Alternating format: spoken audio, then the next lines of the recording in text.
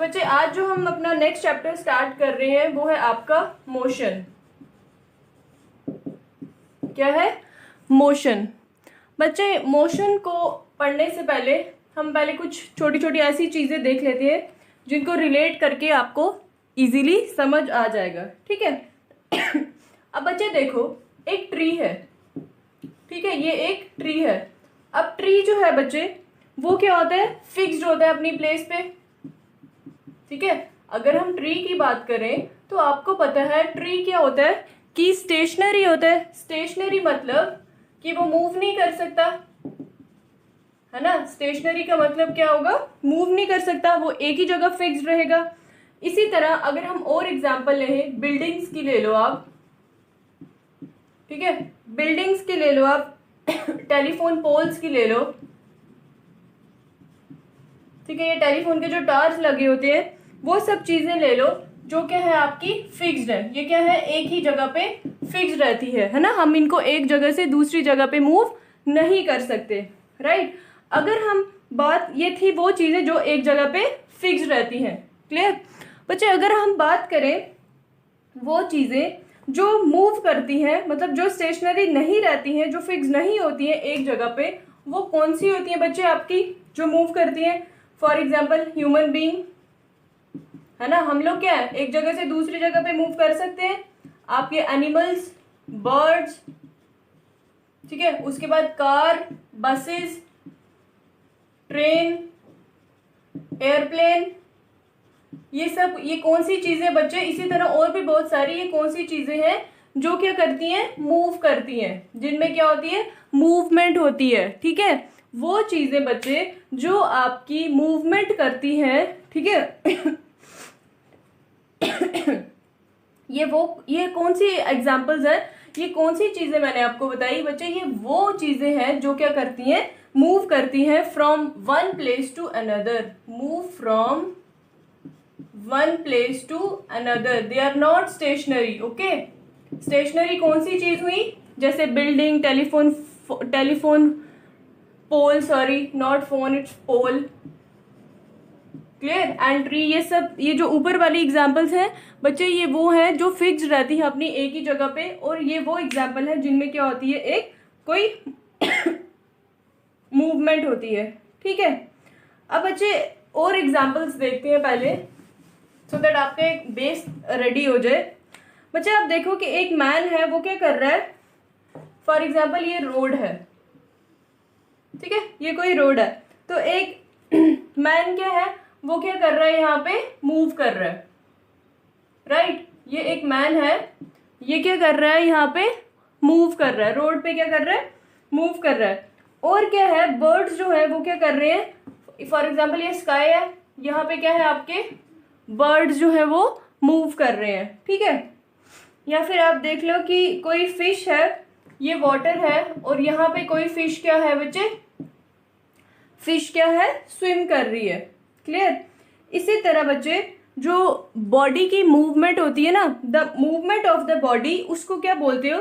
जैसे यहाँ पे मैन मूव कर रहा है, यहाँ पे फिश मूव कर रही है, यहाँ पे बर्ड्स मूव कर रहे हैं, तो वो जो मूवमेंट होती है ना बच्चे बॉडी की, मूवमेंट ऑफ बॉडी, ठीक है, जो बॉडी की मूवमेंट होती है बच्चे, उसी को तो हम मोशन कहते हैं। मोशन का मतलब ही क्या है? मूवमेंट।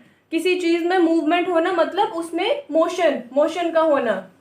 ठीक है, मोशन क्या होता है बच्चे? Movement of the body. Clear? तो बच्चे होता क्या है कि जितनी भी मूविंग बॉडीज होती हैं उनमें एक कॉमन कैरेक्टरिस्टिक्स क्या होता है कि वो टाइम के साथ अपनी पोजीशन चेंज करती है। ठीक है, लिख देती हूं मैं आपको। सबसे पहले आप डेफिनेशन लिख दीजिए, the movement of a body, the movement of a body और ऑब्जेक्ट, कोई ऑब्जेक्ट या कोई बॉडी है, जब उसमें कोई मूवमेंट हो रही है तो उसको आप क्या बोलोगे? Motion is called motion. क्या डेफिनेशन है बच्चे मोशन की? कि जब भी किसी बॉडी में मूवमेंट हो रही है ना, वो मूव कर रही है या फिर कोई ऑब्जेक्ट मूव कर रहा है, तो उसको आप क्या बोलोगे? Is called motion. Second one is कि एक कॉमन कैरेक्टरिस्टिक्स है बच्चे सभी मूविंग बॉडीज में। वो क्या कॉमन कैरेक्टरिस्टिक्स है? A common characteristics of the moving body of all the moving body is that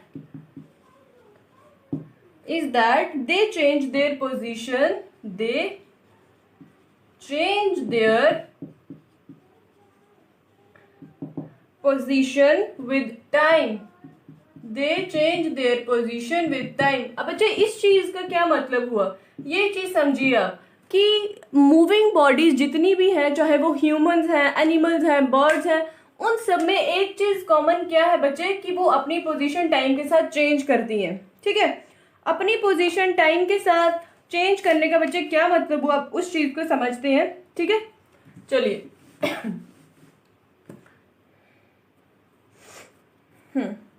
बच्चे हम कैसे पता लगाते हैं कि बॉडी जो है वो मूव कर रही है। फॉर एग्जाम्पल ये क्या है, ये ट्रीज है। ठीक है, ये रोड साइड पे, आपके रोड के साइड पे क्या लगे हुए हैं, ट्रीज लगे हुए हैं। क्लियर, और यहाँ पे क्या है, रोड जा रही है। आप क्या बोलोगे, यहाँ पे क्या है, ये गाड़ी है। ठीक है, ये गाड़ी चल रही है फॉर एग्जाम्पल। तो आप क्या बोलोगे कि एक बॉडी मोशन में कब होगी, आप कब इस बॉडी को मोशन में कहोगे, आप इस बॉडी को तब मोशन में कहोगे जब ये अपनी पोजीशन स्टेशनरी ऑब्जेक्ट को रेफरेंस लगा के चेंज कर रही है। फॉर एग्जाम्पल पहले ये यहाँ थी, फिर ये कहाँ पहुंच गई, यहाँ पहुंच गई। क्या मतलब हुआ कि पहले मतलब इसको, इन जो ऑब्जेक्ट्स है फिक्स, इनको क्या लिया, रेफरेंस पॉइंट लिया। रेफरेंस पॉइंट मीन कि मैंने यहाँ से स्टार्ट किया, फॉर एग्जाम्पल ये ए है, फिर ये कहाँ पे पहुंच गई, बी पे, मतलब इसकी पोजीशन मैं कह रही हूँ, पहले ये ए पोजीशन थी, फिर कहाँ पे पहुंच गई, बी पे। तो मैंने रेफरेंस किसको लिया, मैंने रेफरेंस इसको लिया, मतलब कि इसके रेफरेंस को लेके कि पहले मैं यहाँ पे थी, इसके पहले मैं इस ट्री के यहाँ पे थी, फिर मैं इस ट्री के कहाँ पे पहुंच गई, यहाँ पे आगे फॉरवर्ड पोजीशन पे पहुंच गई, है ना। पहले मैं यहाँ थी, फिर मैं कहाँ पहुंच गई, इस ट्री के यहाँ पे। तो मतलब क्या हुआ कि मेरी पोजीशन जो है वो किसके रेफरेंस में, किसके बेस में चेंज हुई, किसके रेफर में चेंज हुई, मेरे इस फिक्स ट्री के, इन जो ये जो फिक्स ट्रीज लगे हैं, हम कहते हैं ना कि हमें कैसे पता चला हम इतना दूर आ गए, हमने कोई पॉइंट, रेफरेंस पॉइंट रखा होता है ना कि हम यहाँ से यहाँ तक पहुंच के, मतलब कि इसके रेफर में हमने वो काम किया ना, इसके रेफर में मेरी कार जो वो मूव कर रही है। तो यही चीज है कि आप एक बॉडी को मोशन में तब बोलोगे जब आपकी बॉडी कॉन्टिन्यूसली मूव करेगी विद रिस्पेक्ट टू आपके स्टेशनरी ऑब्जेक्ट के। ठीक है, ठीक है, मतलब कि इनके रिस्पेक्ट में ही क्या करे, कंटिन्यूसली चेंज होती जाती है ना पोजीशन कार की, है जो भी अगर आप मूव कर रहे हो। फॉर एग्जाम्पल बच्चे मैं आपको बताती हूँ, एक और एग्जाम्पल देखिए। फॉर एग्जाम्पल यहाँ पे एक कोई घर है। ठीक है,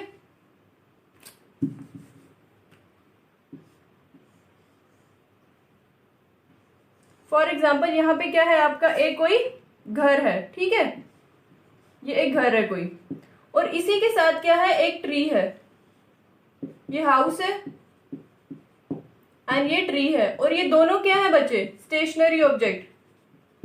ये दोनों क्या है, stationary object. Stationary objects mean बच्चे जो मूव नहीं कर सकते। ठीक है, जो फिक्स्ड होते हैं। तो बच्चे देखिए, ये एक रोड जा रहा है, क्या जा रहा है, एक रोड जा रहा है। अब आपने क्या देखना है, आप एक कार ले लो। ठीक है,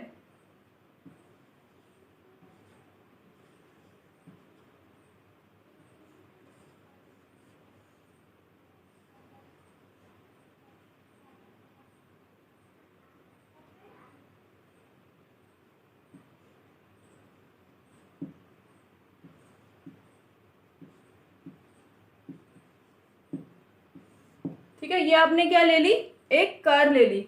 ये क्या है, एक मूविंग कार है, अ मूविंग कार। ठीक है, इसकी पोजीशन क्या थी पहले, ए। इसकी पोजीशन क्या है बच्चे, पहले ए। अब हम इसी की सेकंड पोजीशन बनाते हैं, इसी कार की।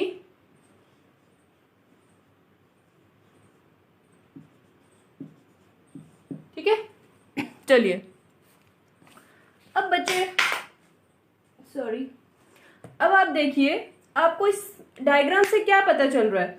इस डायग्राम से हमें बच्चे ये पता चल रहा है कि आपकी कार की पोजीशन जो है वो पहले क्या है, ए, ठीक है। मतलब आपकी कार पहले कहाँ पे है, हाउस और ट्री के फ्रंट में खड़ी है। क्लियर?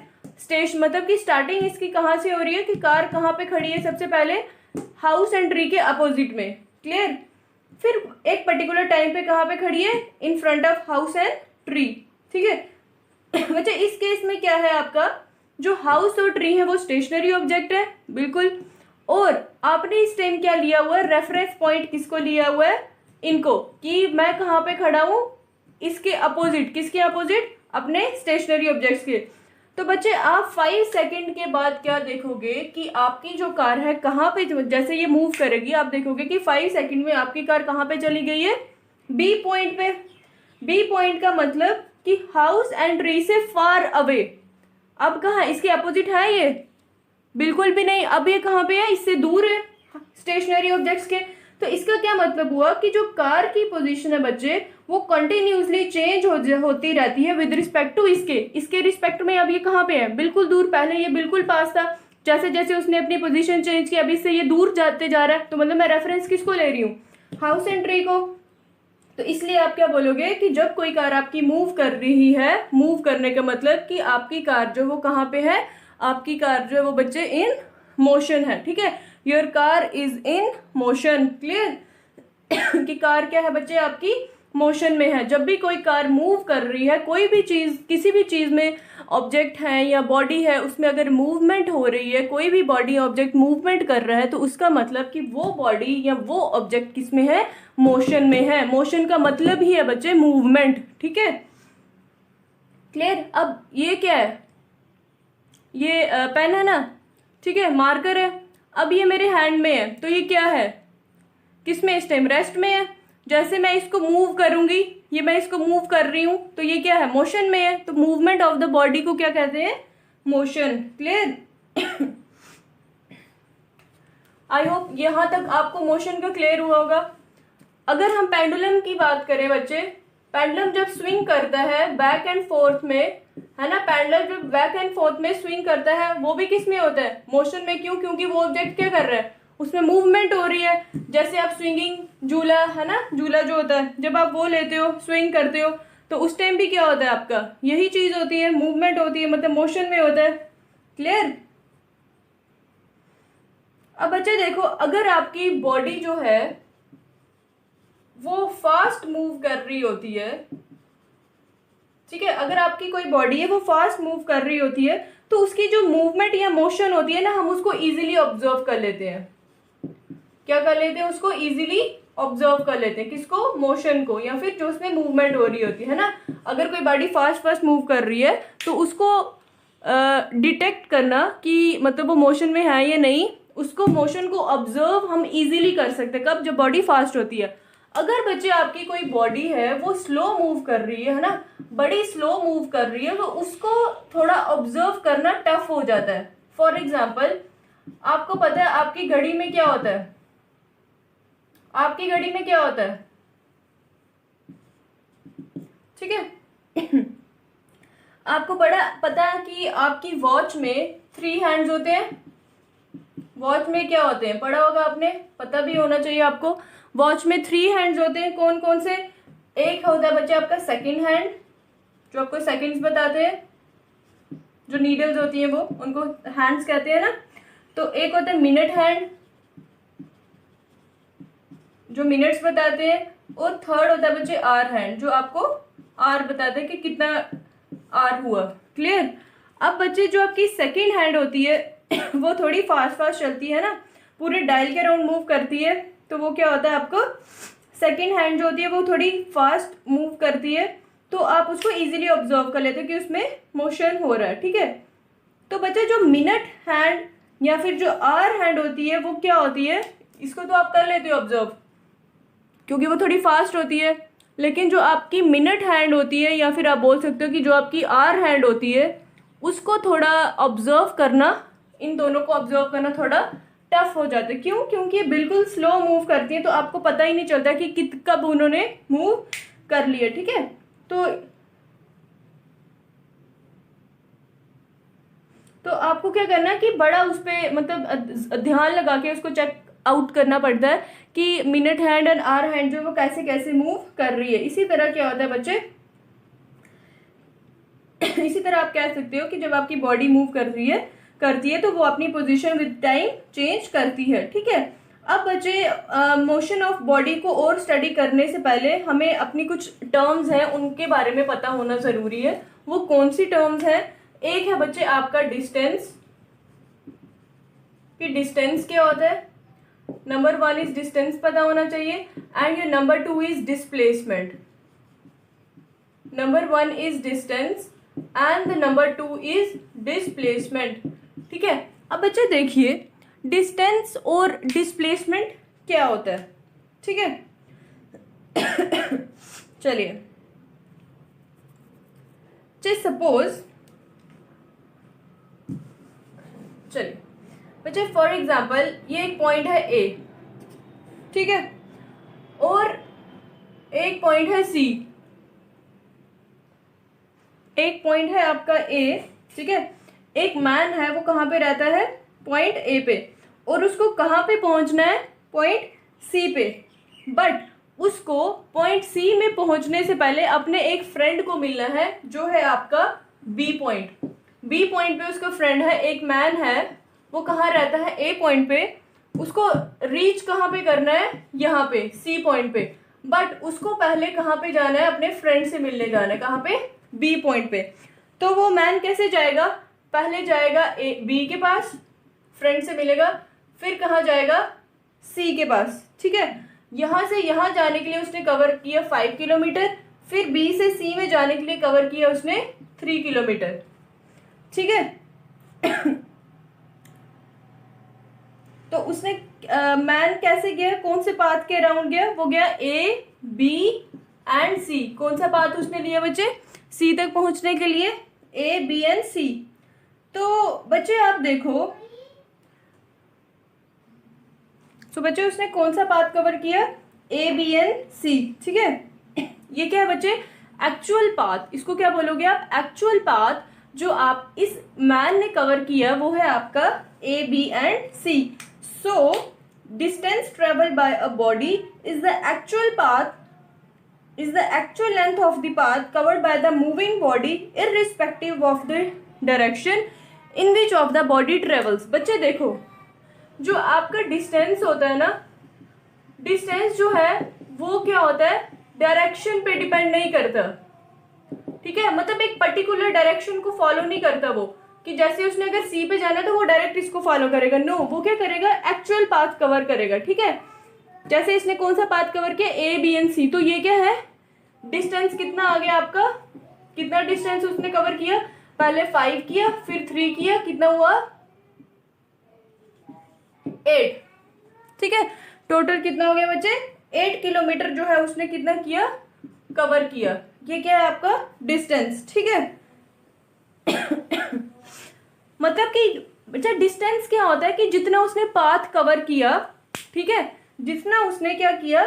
पाथ कवर किया, उसकी जो लेंथ होगी उसको बोलोगे डिस्टेंस। ठीक है, मतलब यहां से यहां पहुंचने के लिए उसने जो आप बोलोगे कि इनडायरेक्ट पाथ, मतलब वो डायरेक्ट भी जा सकता था, बट क्या? हाँ, इनडायरेक्ट पाथ। ये क्या है आपका?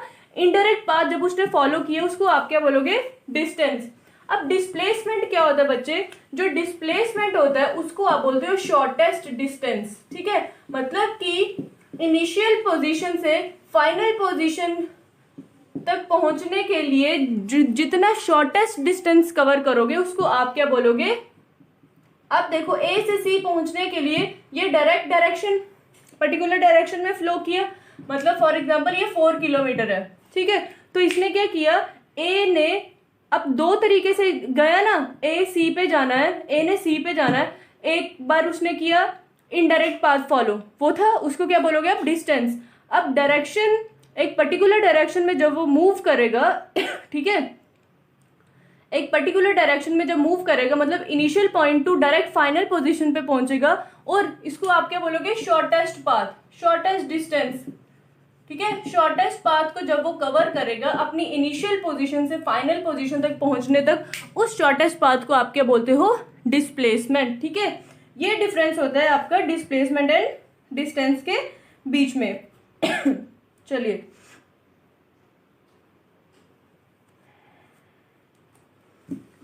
अब थोड़ा और इसको डिस्कस करते हैं, डिस्टेंस एंड डिस्प्लेसमेंट को ही।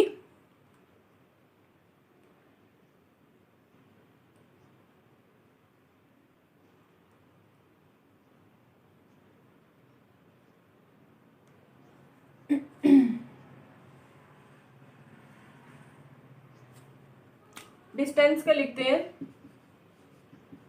कि डिस्टेंस क्या बताया मैंने आपको बच्चे, डिस्टेंस बताया it is the actual length, it is the actual length of the path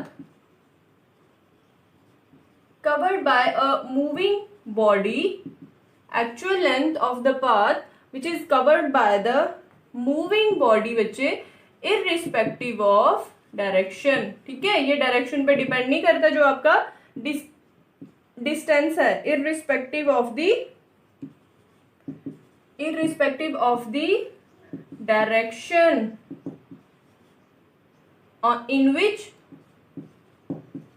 which body travels। ठीक है, जिस में आपकी बॉडी ट्रेवल कर रही होती है उसमें उसके डायरेक्शन पे डिपेंड नहीं करता है। अब बच्चे आपको देखो, अगर ये डायरेक्शन पे डिपेंड नहीं कर रहा है तो इसका मतलब ये स्केलर क्वांटिटी है, ये सिर्फ किस पे, मैग्नीट्यूड पे डिपेंड करता है। और जो आपका डिस्प्लेसमेंट होता है वो क्या होता है, पर्टिकुलर डायरेक्शन में सीधे मूव करता है, तो उसमें क्या होता है, मैग्नीट्यूड भी होता है एंड डायरेक्शन पे भी डिपेंड करता है, तो वो क्या है, एक वेक्टर क्वांटिटी।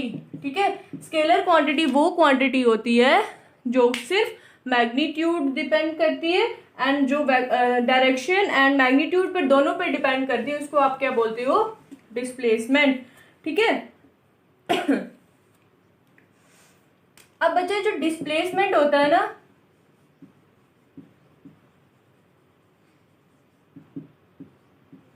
ठीक है, जो बच्चे डिस्प्लेसमेंट होता है वो क्या होता है, एक टाइप का स्ट्रेट लाइन पाथ होता है। क्या होता है, स्ट्रेट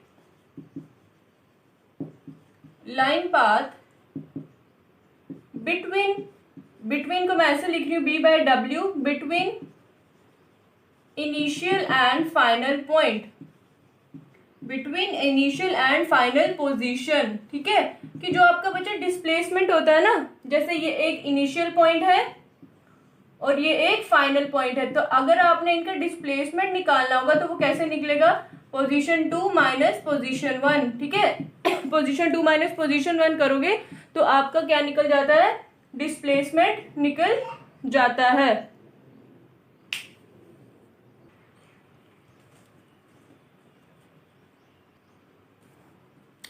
तो बच्चे आपका जो डिस्प्लेसमेंट होता है वो क्या होता है, शॉर्टेस्ट डिस्टेंस किसके बीच में, initial point and final point में। ठीक है, उसमें कोई इनडायरेक्ट पाथ नहीं होता है, लेकिन जो आपका डिस्टेंस होता है,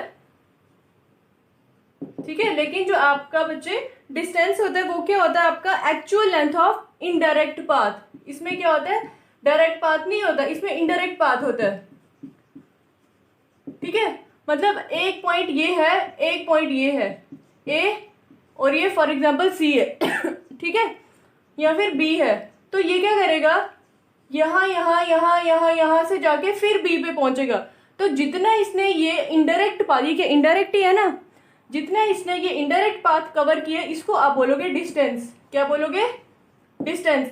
और जो डायरेक्ट पाथ इसने कवर किया, ठीक है, जो इसने जो ये वाला डायरेक्ट पाथ है, ये वाला डायरेक्ट पाथ जो ये कवर कर रहा है, यहां से डायरेक्ट जा रहा है बी पे, इसको आप बोलोगे डिस्प्लेसमेंट। ठीक है, अब समझ आया आपको कि डिस्टेंस और डिस्प्लेसमेंट में क्या डिफरेंस होता है। जो डिस्टेंस होता है बच्चे वो आपका इनडायरेक्ट पाथ शो करता है, इनडायरेक्ट पाथ से मूवमेंट करता है, एंड जो आपका डिस्प्लेसमेंट है वो आपका शॉर्टेस्ट पाथ कवर करता है ना, straight line and between initial and final position. ठीक है, चलिए नेक्स्ट देखते हैं बच्चे अपना, ये भी मैंने आपको बता दिया कि जो आपका डिस्टेंस होता है वो आपका, उसमें क्या होता है, सिर्फ मैग्नीट्यूड होता है, कोई एक स्पेसिफाइड डायरेक्शन नहीं होती है ना, कोई स्पेसिफाइड डायरेक्शन नहीं है ना, तो इसीलिए डिस्टेंस जो है वो आपका स्केलर क्वांटिटी होता है एंड डिस्प्लेसमेंट पे आपकी एक पर्टिकुलर डायरेक्शन रहती है एंड मैग्नीट्यूड रहता है, इसीलिए वो क्या आपका वेक्टर क्वांटिटी। ठीक है, चलिए नेक्स्ट देखते हैं बच्चे। नेक्स्ट है आपका कि जो आपका डिस्टेंस है, कि अगर कोई body distance travelled by a body cannot be zero। ठीक है, अगर कोई बॉडी कोई डिस्टेंस कवर कर रही है तो वो कभी भी जीरो नहीं होगी, but the final displacement of a moving body can be zero। अब बच्चे इस चीज को समझिए, ये चीज क्या है, इसमें बता रहे हैं कि अगर कोई body moving body distance travel कर रही है, डिस्टेंस याद रखना, डिस्टेंस ट्रेवल कर रही है तो वो कभी भी जीरो नहीं होगी। लेकिन अगर आपका फाइनल डिस्प्लेसमेंट कोई बॉडी जो है अगर कोई मूविंग बॉडी जो है उसका जो फाइनल डिस्प्लेसमेंट होगा वो जीरो हो सकता है। ठीक है, जीरो हो सकता है, बट डिस्टेंस कभी भी, ये चीज आपने बिल्कुल याद रखनी है कि जो डिस्टेंस है वो कभी भी जीरो नहीं होगा, लेकिन जो डिस्प्लेसमेंट है वो जीरो हो सकता है। वो कैसे होगा, अब चलो देखते हैं इसमें। चलिए फॉर एग्जाम्पल ये एक पॉइंट ए है, ये गया सी तक और यहां पे है आपका बी। ठीक है, ये क्या हुआ, कवर हुआ यहां ए से बी तक 5 किलोमीटर, फिर बच्चे बी से सी तक हुआ 3 किलोमीटर एंड सी से ए में हुआ आपका 4 किलोमीटर। क्लियर, कितना हुआ, 4 किलोमीटर। अब चलिए इसका डिस्टेंस बताइए, डिस्टेंस क्या होगा मतलब ये क्या आ रहा है, यहां से जाके यहां गया फिर ए तक पहुंचा, कितना डिस्टेंस कवर किया, पहले 5 किलोमीटर प्लस 3 प्लस 4 कितना हुआ 12 किलोमीटर, 12 किलोमीटर डिस्टेंस कवर हुआ। अब बच्चे अगर हम डिस्प्लेसमेंट की बात करें तो क्या मुझे कोई बता सकता है बच्चे कमेंट बॉक्स में कि डिस्प्लेसमेंट कितना होगा, कितना डिस्प्लेसमेंट होगा, डिस्प्लेसमेंट होगा आपका जीरो। क्या होगा, डिस्प्लेसमेंट जीरो। अब आप मुझे बोलोगे कि मैम कैसे डिस्प्लेसमेंट जीरो हुआ। बच्चे देखो डिस्प्लेसमेंट ऐसे जीरो हुआ, मैंने आपको क्या बोला था, डिस्प्लेसमेंट क्या होता है बच्चे, final position minus initial position. Displacement कैसे निकलता है, final position minus initial position. ठीक है, बट यहां पे क्या है, ए से गया और ए पे ही खत्म हुआ, ए से शुरू हो रहा है और ए पे मतलब इनिशियल भी ए है एंड फाइनल भी ए है, तो ए माइनस ए कितना हो जाएगा आपका, जीरो। ठीक है, ए से गया और ए पे ही खत्म हुआ तो आपका क्या हो जाएगा, सीधे सीधे वो जीरो बन जाएगा। क्लियर, क्योंकि इसमें इनिशियल भी ये है एंड फाइनल भी ये है तो इस ए को माइनस करेंगे ए के साथ ही, वो क्या बन जाएगा आपका, जीरो। ठीक है, from A to A your displacement is zero. बच्चे जब भी आपका कोई ऐसा केस आएगा जहां पे आपका इनिशियल पॉइंट से स्टार्ट हुआ और फाइनल भी उसी पॉइंट पे ही हो रहा है, मतलब स्टार्ट भी वहां से हो रहा है और एंड भी अगर उसी पॉइंट पे हो रहा है, तो उस टाइम आपने क्या बोल देना बच्चे कि जो आपका डिस्प्लेसमेंट है वो क्या है आपका, जीरो। ठीक है, अब अगर हम सर्कल की बात करें, ये कोई सर्कल है, ठीक है, सर्कल बना नहीं, ठीक है, ये है सर्कल, कहां से स्टार्ट हो रहा है, ए पॉइंट से। ठीक है, अब आपको पता है बच्चे कि सर्कल का जब हम डिस्टेंस निकालते हैं ना, तो रेडियस आपको पता ही है, तो इसका जो सर्कमफ्रेंस रहता है वो यही डिस्टेंस ही होगा ना, सर्कमफ्रेंस ही। तो मतलब जो इसका डिस्टेंस होगा वो कितना होगा आपका, 2 पाई आर। ठीक है, क्या होता है इसका, ये रेडियस आ गया तो डिस्टेंस कितना है इसका, 2 पाई आर। ठीक है, अगर हम बच्चे यहाँ पे ही डिस्प्लेसमेंट की बात करते हैं कि मैम यहाँ पे डिस्प्लेसमेंट कितना होगा बच्चा, अब आप बताइए मुझे कितना डिस्प्लेसमेंट होगा कि ए पॉइंट से ही स्टार्ट हो रहा है और मैम फाइनल भी ए पे ही हो रहा है, स्टार्ट भी यहाँ पे हो रहा है मैम और एंड भी इसी पॉइंट पे हो रहा है, तो मैम इसका जो डिस्प्लेसमेंट है बच्चे कितना होगा, 0। आप यही बोलोगे ना कि यहीं से स्टार्ट, जिस पॉइंट से स्टार्ट हो रहा है उसी पॉइंट पे एंड कर रहा है, तो इसका मतलब कि जो इसका डिस्प्लेसमेंट है वो कितना है बच्चे, 0। ठीक है, इसीलिए आप बोल सकते हो कि जब कोई एक मैन स्टार्टिंग यहां से करेगा और फिर उसी पॉइंट पे पहुंचेगा, ठीक है, तो वो क्या हो जाएगा, आपका इनिशियल एंड फाइनल पोजीशन के बीच में जो डिस्टेंस होगा वो कितना हो जाएगा, 0। इसीलिए अगर आप कोई राउंड ट्रिप लगाते हो और फिर उसी स्टार्टिंग पॉइंट पे आ जाते हो तो आपका फाइनल डिस्प्लेसमेंट बच्चे 0 होता है। आपने कुछ डिस्टेंस कवर किया होता है उसमें, ठीक है, डिस्टेंस तो कवर होता है बट जो डिस्प्लेसमेंट है वो आपका 0 हो जाता है। क्लियर? आई होप आपको बच्चे यहां तक समझ आया होगा जो मैंने आज आपको बताया डिस्टेंस एंड डिस्प्लेसमेंट के बारे में। ठीक है, अब बच्चे देखिए एक क्वेश्चन है, ठीक है, एक न्यूमेरिकल प्रॉब्लम है, उसमें क्या बताया हुआ है बच्चे कि एक मैन है वो क्या कर रहा है 1.5, मतलब स्टार्टिंग यहां से है तो वो क्या कर रहा है 1.5 का डिस्टेंस कवर कर रहे हैं टुवर्ड्स ईस्ट। आपको पता है ना ऐसे होते हैं east, west, north and south, इस टाइप के क्वेश्चन होंगे तो आपको पहले ये ड्रॉ साइड पे आप रफली कर सकते हो। मतलब उसने क्या किया, ईस्ट की तरफ 1.5 मीटर मूव किया, ठीक है, 1.5 मीटर मूव किया ईस्ट की तरफ, फिर उसने क्या लिया साउथ में चले गए वो, ठीक है, साउथ में कितना कवर किया 2.0 मीटर साउथ में किया, फिर कहाँ पे चले गए बच्चे वो, फिर से अगेन ईस्ट की तरफ किया मूव, कितना 4.5, ठीक है। तो अब ये कह रहे हैं कि ए से डी तक पहुंचने में उनको बच्चे कितना डिस्टेंस लगेगा, तो कितना डिस्टेंस बनेगा बच्चे, कर लीजिए इनको, प्लस 1.5 प्लस 2.0 प्लस 4.5, ये बन जाएगा आपका 8.0 मीटर। कितना बनेगा 8.0 मीटर। क्यों? क्योंकि ये जो जितना उसने ए से डी तक पहुंचने के लिए इनडायरेक्ट पाथ फॉलो किया वो कितना होगा आपका 8.0 मीटर। ये है आपका क्या बच्चे, डिस्टेंस। अब अगर हम डिस्प्लेसमेंट की बात करें तो डिस्प्लेसमेंट क्या होता है बच्चे, ये तो इनडायरेक्ट पाथ आ गया है ना, थोड़ा लॉन्गेस्ट में आ गया। अब अगर मुझे डिस्प्लेसमेंट निकालना है तो मैं डिस्प्लेसमेंट के लिए क्या करूंगी, शॉर्टेस्ट पाथ फाइंड करूंगी।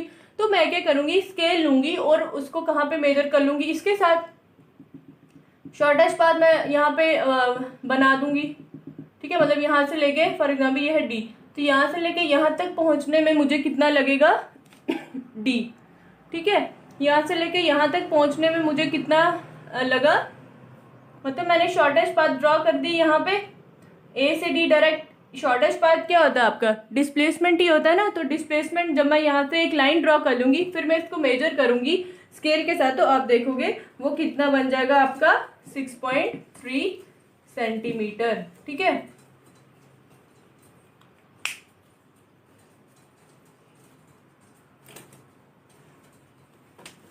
मतलब हम यहाँ पे सपोज करेंगे कि 1 मीटर अगर 1 सेंटीमीटर के इक्वल है, ये हम सपोज कर रहे हैं, ठीक है। तो इसमें अगर आप इक्वल लेके चलोगे उसमें, तो स्केल में जब आप देखोगे तो ये डिस्टेंस जो आपने ड्रॉ किया होगा शॉर्टेस्ट डिस्टेंस, ये कितना बन जाएगा आपका 6.3 सेंटीमीटर। तो यहाँ से लग गया आपको पता कि जो ये है इनडायरेक्ट पाथ, ये है आपका डिस्टेंस, और जो आपका डायरेक्ट पाथ है या फिर आप बोलोगे शॉर्टेस्ट पाथ जो है वो है आपका डिस्प्लेसमेंट, ठीक है।